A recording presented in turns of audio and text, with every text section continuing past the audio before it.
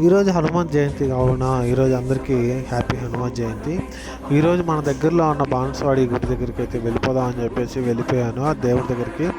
చూడంగానే నాకైతే mind shock అయింది. క్యూ చూసి చాలామంది అయితే ఉన్నారు, వందలాది మంది.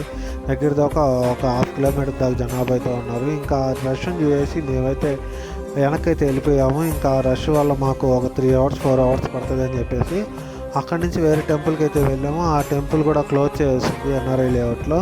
హనుమాన్ టెంపుల్ అది కూడా చాలా బాగుంటుంది. నియర్ రామ్మూర్తి నగర్ కేఆర్పురం దగ్గర ఎవరైనా ఉంటే ఖచ్చితంగా విజిట్ చేయండి. ఆ టెంపుల్ చాలా బాగుంటుంది.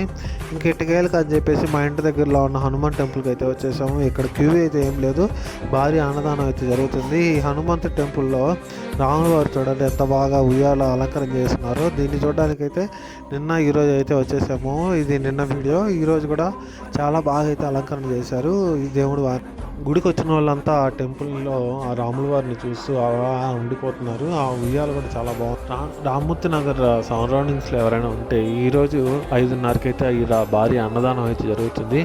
కంపల్సరీ ఇచ్చేసేయండి హనుమాన్ జయంతి సందర్భంగా అయితే. ఇక్కడ టోటల్గా మా హనుమంతుడి వాళ్ళు అయితే వచ్చేసారు. హనుమాన్ టెంపుల్లో ఇంత బాగా అయితే అలంకరణ చేస్తున్నారు హనుమంతుడి వారిని. ఇది చూడడానికి అయితే 2 కళ్ళు సరిపోవట్లేదు అసలు.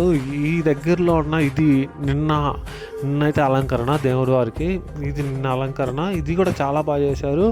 ఈ 2 ఇక్కడ దగ్గరలో ఉన్న ఫొటోస్. ఈ మనకైతే ఈ 2 టెంపుల్స్ అయితే మిస్ అయ్యి, ఇదొకటి బాణస్వాడిది ప్లస్ ఎన్ఆర్ఐ లేఅవుట్ది మిస్. మీరు ఎవరైనా దగ్గరలో ఉన్న హనుమంతు టెంపుల్కి వెళ్ళి ఉంటే కామెంట్ చేసేయండి మీకు ఎలా జరిగింది.